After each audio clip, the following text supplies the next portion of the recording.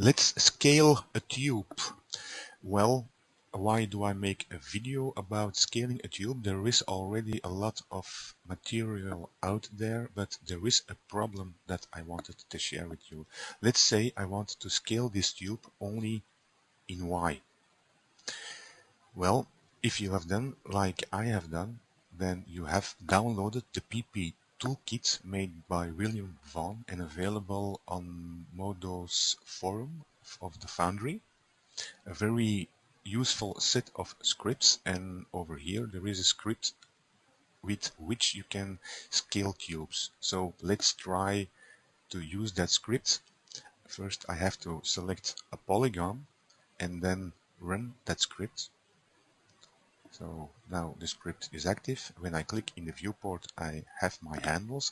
As you can see, the file half has been set to selection and the action center has been set to local. So when I click and drag all in the viewport, you see my cube gets scaled. Perfect. Okay, no problem. But when I try to constrain it to one axis, you see it doesn't work. It keeps scaling in all directions, and this is not what I want. So I have to set this up manually. So I'm going to drop my tool and undo everything I've done. My fall off and action center have been reset. Now this tube actually has been created with a radial sweep. So when I go to the duplicate tab, radial sweep, starting with a perfect square of 1 meter by 1 meter. And this will actually be a problem, as we see later on, with the local action center. So let me select the rings. So I'm going to select this polygon, press Alt 2 to convert my selection to rings. Select the next ring and press Shift right arrow key to select the subsequent rings, and the last one I'm going to select manually. Now set my fall off to selection, my action center set to local. Press the R key, and now when I press only the Y scale handle, you see it scales only in that direction. But you see there is a problem. Local actually doesn't do the job I want it to do.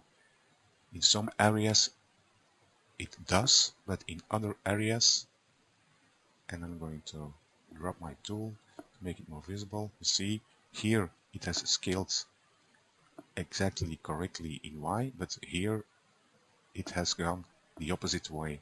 So local did not do a good job. Now, how did I fix this? Well, I have another mesh which is almost the same, except this time I started with another square, and this is not perfectly square. Actually, when I select these vertices, then you can see over here the position Z, it's minus 50.0001, and the other one is positive 50.0001. So this is slightly longer in the Z-axis, but almost invisible.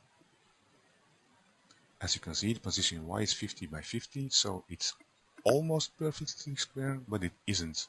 And furthermore, when I do a radial sweep now with my action center set to origin, I'm going to undo. First I'm going to move this over about 1 meter in Z. Now when I do a radial sweep, now when I select these vertices, you actually cannot see anymore. There is actually a difference.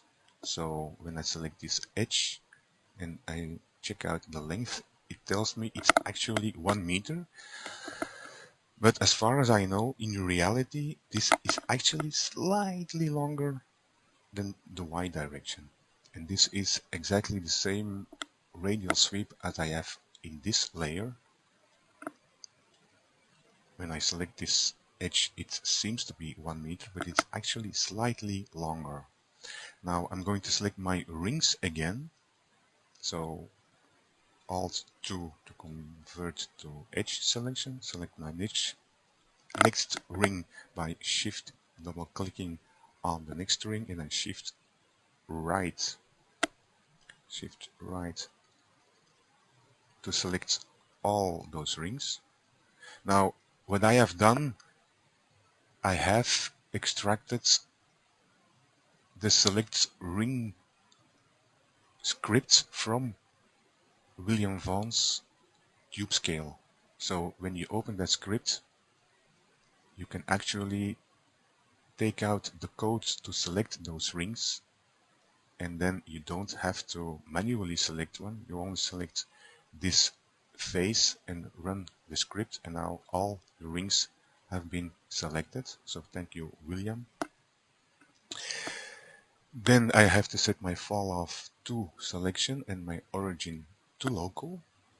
Press the R key, and now when I scale in Y, it scales perfectly in the local axis for all my rings.